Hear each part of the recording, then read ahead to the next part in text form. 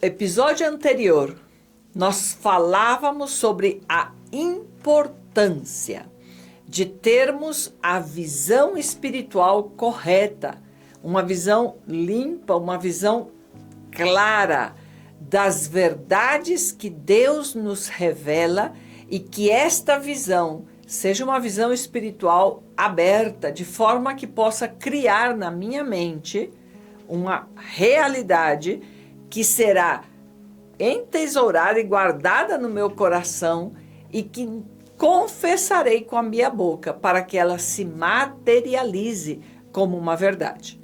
E hoje nós vamos desenvolver um pouco mais sobre este entendimento, sobre a importância de que nós cuidemos o que nós vemos. Muitas vezes nós acreditamos que os nossos sentidos da visão, da audição, do olfato, são sentidos que nós podemos utilizar no dia a dia sem o devido cuidado. E muitas vezes estamos permitindo que o que ouvimos, o que vemos, falamos, tocamos, cheiramos e toquemos, estemos sentindo, esteja contaminando a visão que Deus quer que nós desenvolvamos. Hoje nós vamos entender alguns personagens da Bíblia que, por verem algumas coisas, foram levados a perderem toda a sua conquista. A importância de cuidar o que nós vemos é algo que eu necessito ter este entendimento, para que eu possa, ao cuidar o que eu vejo, saber desenvolver uma visão correta. A primeira pessoa, o primeiro personagem que nós vamos entender que pelo que viu, caiu num pecado, é Eva. Nós temos este exemplo na Bíblia. Eva, quando você vai em Gênesis, no capítulo 3, versículo 6, disse: vendo a mulher que a árvore era boa para se comer, agradável aos olhos e árvore desejável para dar entendimento, tomou-lhe do fruto. Ela viu, e viu que o fruto era agradável aos olhos. E todos nós sabemos aonde terminou esta olhada, esta visão, que ela pôs atenção. Outro personagem que nós temos na Bíblia, que fala sobre algo que ele viu, é Ló, o sobrinho de Abraão.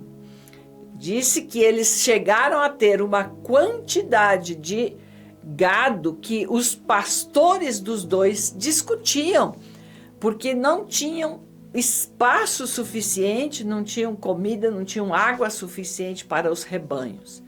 E então chega um momento em que Abraão fala ao sobrinho que eles deveriam então estarem em lugares separados, se separar e estarem em lugares mais amplos para que os seus pastores não brigassem. E a forma como Abraão deu ao seu sobrinho a opção para que ele pudesse escolher se ele ia para a direita ou para a esquerda. Se ele quisesse ir para a esquerda, Abraão iria para a direita. E se ele fosse para a direita, Abraão iria para a esquerda. E veja o que Ló respondeu, ou como ele fez a sua escolha. Em Gênesis, no capítulo 13, o versículo 10, disse assim: levantou Ló os olhos e viu toda a campina do Jordão, que era toda bem regada, antes de haver o Senhor destruído Sodoma e Gomorra, como o jardim do Senhor, como a terra do Egito, como quem vai para Zoar. Ele escolheu para onde ele iria, pelo que ele viu. E todos nós sabemos que este homem trabalhou toda uma vida e terminou vendo todo o esforço das suas mãos e do seu trabalho sendo destruído pelo fogo e transformar-se em cinza. Simplesmente porque ele escolheu onde iria pelo que ele viu. Outro personagem que viu algo e por ver algo que agradou a sua vista e por dentro da sua mente ficar trabalhando esta visão, e ao trabalhar esta visão e consolidar no seu coração desejos, foi Davi. Veja o que diz em 2 Samuel, no capítulo 11, diz que Davi levantou do seu leito, no versículo 2, e andava passeando no terraço da casa real. Daí viu uma mulher que estava tomando banho. Era ela muito formosa. E todos sabemos o final desta situação: adultério e assassinato. Que é que você tem colocado a atenção dos seus olhos? Quantos de nós andando pelo shopping center, andando pelos mercados, vendo as coisas, desejando coisas que às vezes nem precisamos, entrando em dívidas, tendo problemas de relacionamento, dificuldade com as pessoas que estão juntamente conosco vivendo aquela situação. Outras vezes cobiçando homens ou mulheres que não são para você porque você é casado ou a outra pessoa é casado. E esta primeira olhada, quando vemos algo que nos chamou a atenção, é um momento onde eu tenho a opção de decidir se eu alimento esta visão, o que eu estou olhando, ou se eu decido não dar espaço para que esta visão cresça na minha vida. Eu necessito fiscalizar ou cuidar o que é que eu estou vendo com os meus olhos. E aqui está a explicação. O que eu vejo com os meus olhos vai produzir na minha mente uma imagem, uma visão. Esta imagem, esta visão, se eu alimento ela e se eu fico pensando naquilo e vou inclusive aumentando aqueles pensamentos, eu chego a colocar este desejo no meu coração. E o que era uma visão se transforma em um desejo do meu coração. E este desejo do meu coração, eu começo a expressar com a minha palavra, com a minha boca. Cada uma destas pessoas, ela terminou expressando. Eva disse a Adão, um fruto, ofereceu e ela entregou a ele. Ló, ele mesmo se deleitou em estar naquela cidade, naquela região. Davi mandou buscar aquela mulher depois que ele esteve sonhando em estar com ela.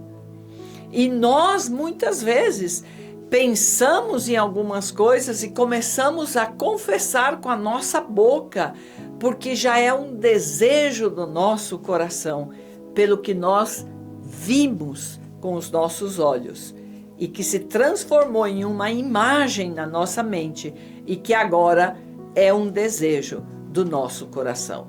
E eu começo a confessar com a minha boca este desejo e transformo ele na minha realidade.